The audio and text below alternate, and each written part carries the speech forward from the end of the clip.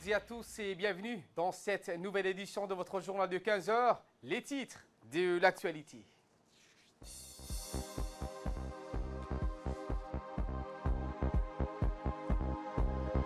Le président de la République, Ismaël Omar Guelleh, a regagné le pays à l'issue d'un séjour de travail à Paris.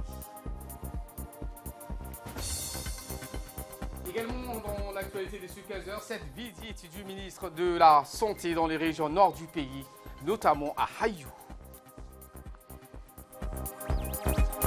Et dans l'actualité internationale en Grèce, le transfert de migrants de Moria se poursuit.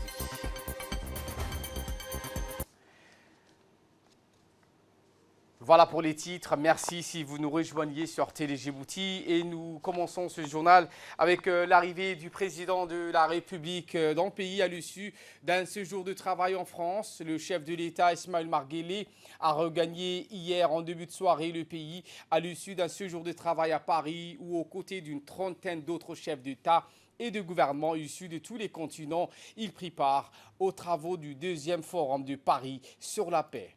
La participation du président djiboutien à ce deuxième forum de Paris sur la paix a été marquée par l'intervention qu'il fit au sein du panel sur le multilatéralisme de cette rencontre. Dans une allocution faite à cette occasion, le chef de l'État djiboutien a surtout réitéré l'attachement de notre pays aux valeurs du multilatéralisme et plaidé en faveur d'une plus grande représentativité des petits États dans le système des Nations Unies. Sur les 193 États que compte l'ONU, 105 sont des petits États, a déclaré le chef de l'État djiboutien, qui a demandé en conséquence que le cadre multilatéral de l'ONU se soucie de cette représentativité et donne une tribune aux petits États. Dans cette prise de parole, le président Guelleh a aussi fait que Djibouti est candidat à un siège non permanent au Conseil de sécurité.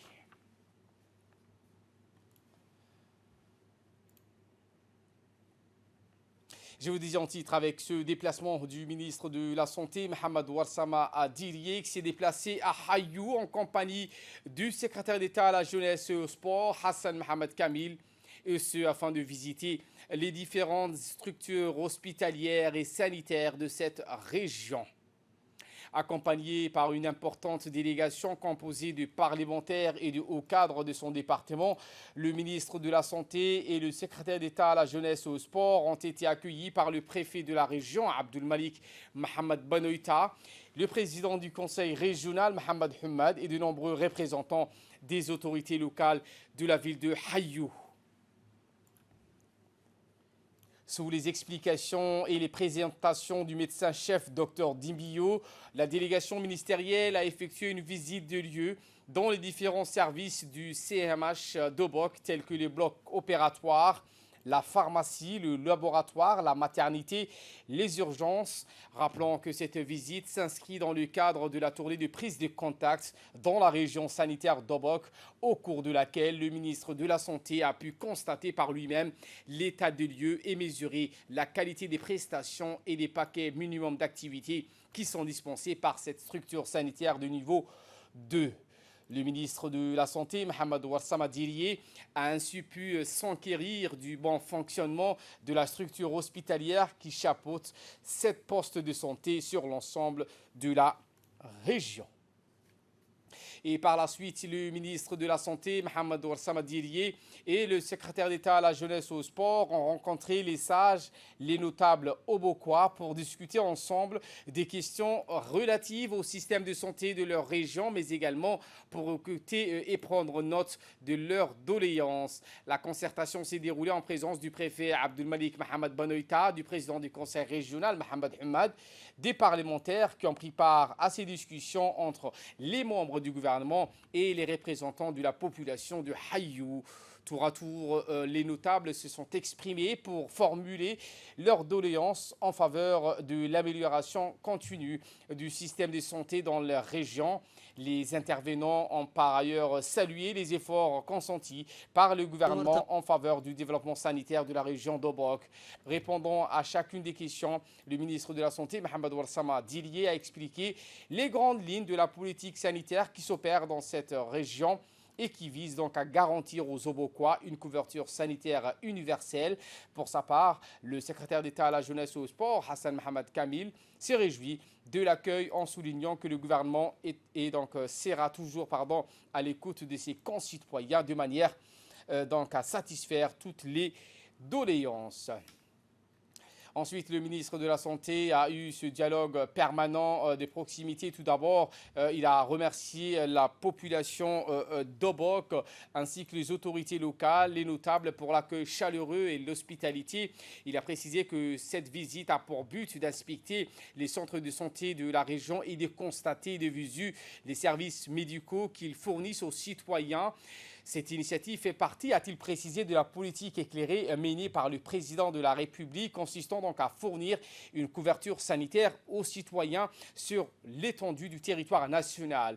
Cette visite, a-t-il également indiqué, nous a permis d'inspecter que les centres de santé, en particulier les CMH de la région d'Obok, les blocs opératoires, les services de maternité et les services des urgences.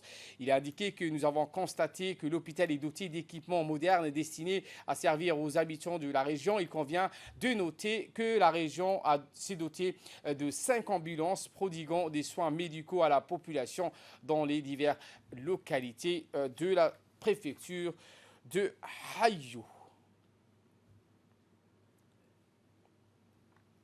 Poursuivant sa tournée de Hayou, le ministre de la Santé, Mohamed Warsam Ad-Diriye, s'est rendu dans la localité d'Assassan, en compagnie toujours du secrétaire d'État à la jeunesse et au sport, Hassan Mohamed Kamil, du préfet de la région, Banoïta.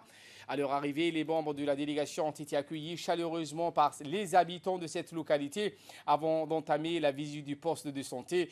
La visite de ce lieu s'est déroulée sous les explications de l'infirmier-major du poste de santé qui a présenté les différents services regroupés dans cette structure sanitaire de niveau 1.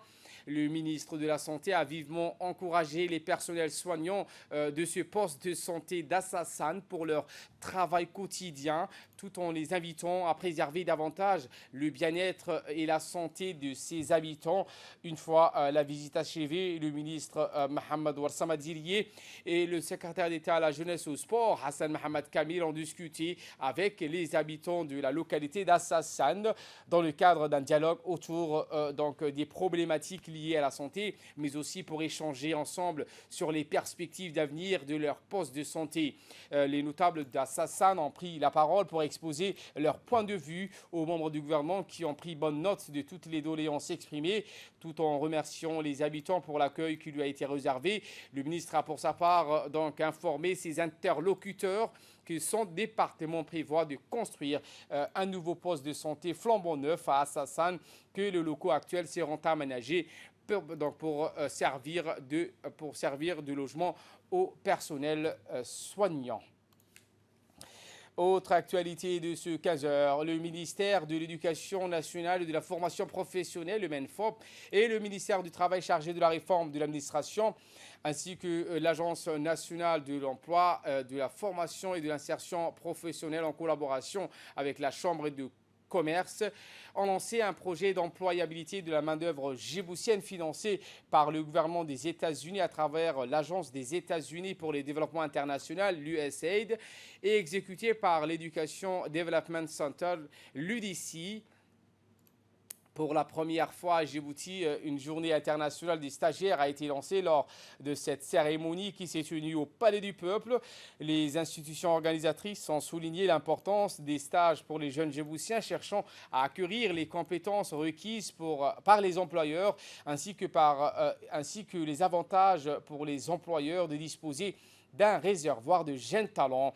Tous ces partenaires ont réitéré de leurs remarques la valeur ajoutée de la réunion des acteurs de l'éducation et du marché du travail afin de soutenir les initiatives de développement de la main-d'œuvre adaptée au marché du travail. Objectif principal de cette journée internationale des stages était de reconnaître le soutien des différents acteurs publics et privés qui soutiennent les stages et de sensibiliser ainsi sur l'importance de renforcer le processus d'obtention de stages et de faciliter leur transition vers un emploi à temps plein. Sans transition, le secrétaire général du MENFOP, Mohamed Abdallah Mahyoub, a insisté sur l'importance du stage dans le processus de formation des apprenants, son caractère obligatoire des stages dans la certification des apprenants de l'enseignement technique et de la formation professionnelle. Et pour sa part, le secrétaire général du ministère du Travail et de la Réforme de l'administration, Abdallah Ali Mohamed, a rappelé l'intérêt que revêt ce stage dans les chances d'insertion des demandeurs d'emploi. Écoutons tous deux.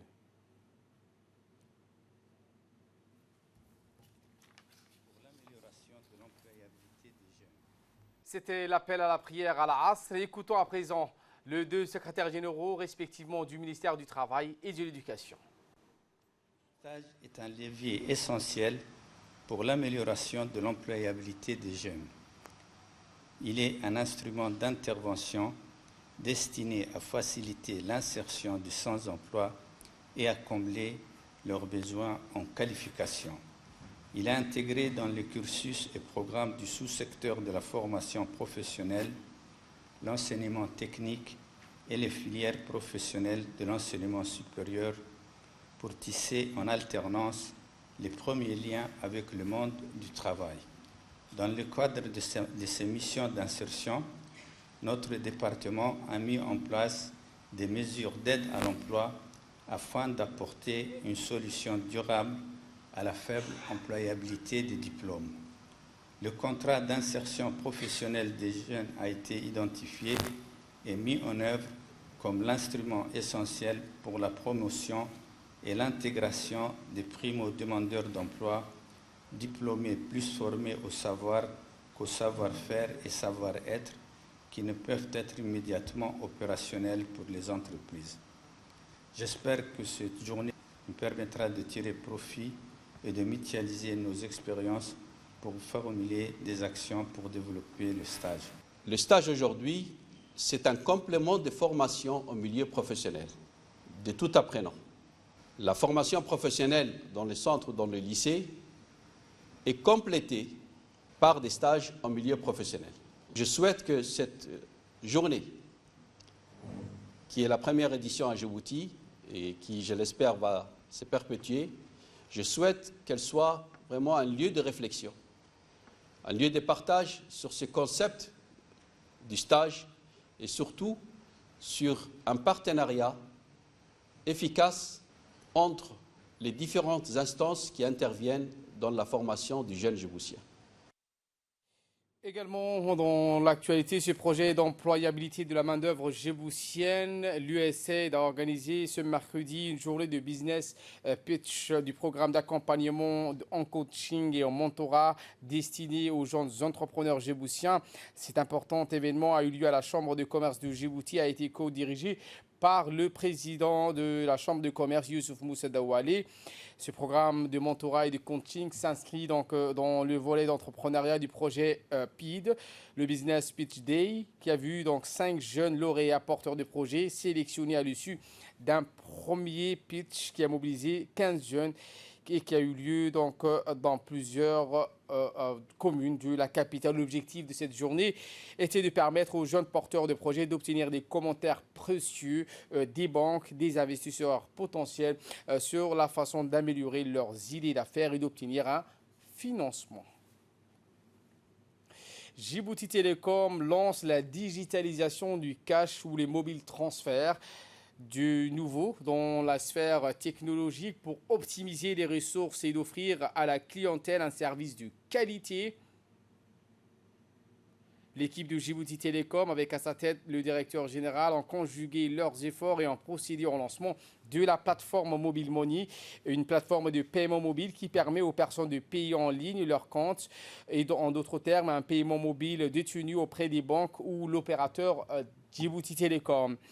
Cette journée voulue et pensée pour marquer le lancement officiel de cette plateforme de paiement et a vu la participation de hauts dirigeants du milieu bancaire, mais aussi des différents cadres et des entreprises et différentes parties prenantes telles que les opérateurs financiers, les hommes d'affaires ou un simple commerçant. Et voilà qui nous ramène de parler de cette délégation koweïtienne en visite aux guichets sociaux du ministère des Affaires sociales et des Solidarités. C'était ce mercredi une délégation koweïtienne emmenée par Mme Houda Salah Rachid, directrice des ONG koweïtiennes de bienfaisance, et du directeur général du complexe hospitalier Ar-Rahma, accompagné par le conseiller technique, ont pu donc s'informer du travail mené au sein du guichet social du ministère des Affaires sociales et des Solidarités dans le 5e arrondissement de la commune de Balbala. Donc, dans le cadre de cette visite, les membres de la délégation ont pu découvrir le processus de collecte et de traitement des doléances des populations nécessiteuses, le dépistage et le diagnostic des enfants qui vont intégrer le centre des enfants à besoins spécifiques, une vidéo de projection sur la politique de développement du capital humain du ministère des Affaires sociales et de Solidarité a été également projetée. Et de là, nous passons à l'actualité hors de nos frontières. En Grèce, je vous le disais en titre, le transfert des migrants de Moria se poursuit. Les transferts des migrants du camp de Lesbos vers le continent grec se poursuivent. 350 d'entre eux sont arrivés du port de Pirée ces dernières heures. Heureux d'avoir quitté l'enfer de Moria, ont-ils précisé, où 15 000 personnes se battent toujours pour survivre, mais incertains quant à leur avenir. En attendant le traitement des dossiers et des demandes d'asile, ces migrants vont être relogés dans des hôtels, des camps des réfugiés et d'autres structures mises à disposition par les collectivités locales. Et au Parlement européen, le commissaire européen aux migrations a justement évoqué cette question de relocalisation des migrants en Grèce. Voilà pour l'essentiel de ce 15h. Merci à vous de nous avoir suivis et très bon suivi des programmes sur Télé Djibouti.